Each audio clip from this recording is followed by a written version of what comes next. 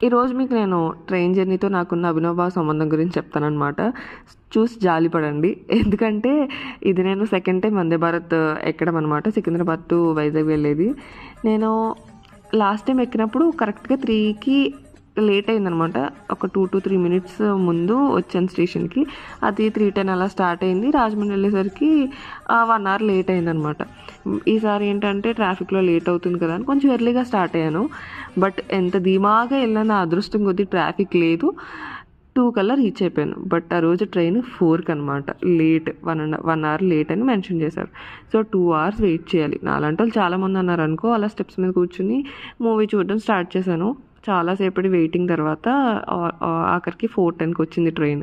తర్వాత నాకున్న కోచ్లో ఒక డోర్ నుంచి ఆల్రెడీ జనాలు దిగుతున్నారని చెప్పి నేను ఇంకో డోర్ నుంచి వెళ్ళిపోదాం అటు ఖాళీ ఉందని ఎక్కాక తెలిసింది ఏంటంటే నా సీటు అటువైపు డోర్ పక్కనే అని చెప్పి, సర్లే అని చెప్పి అలా నెమ్మదిగా వచ్చి కూర్చున్నాను.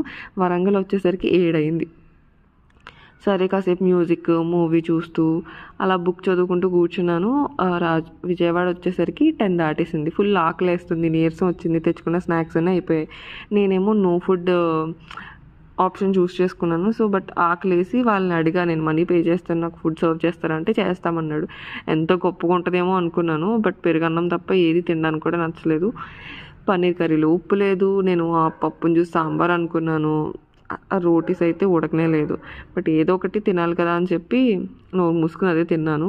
రాజమండ్రి వచ్చేసరికి 11:30 అయింది. 9కి ఎగ్జాక్ట్గా ఎప్పుడు దింపేది, ఇప్పుడు 11:30 అయింది. అసలు వందే భారత్ టైంకి పిక్ చేసుకుని టైం డ్రాప్ చేసే ట్రైన్ కూడా 2 hours 2.5 hours లేట్ వచ్చిందనమాట. నా పేషెంట్ని టెస్ట్ చేయడానికి. అలా ఉంటుంది మనతోని.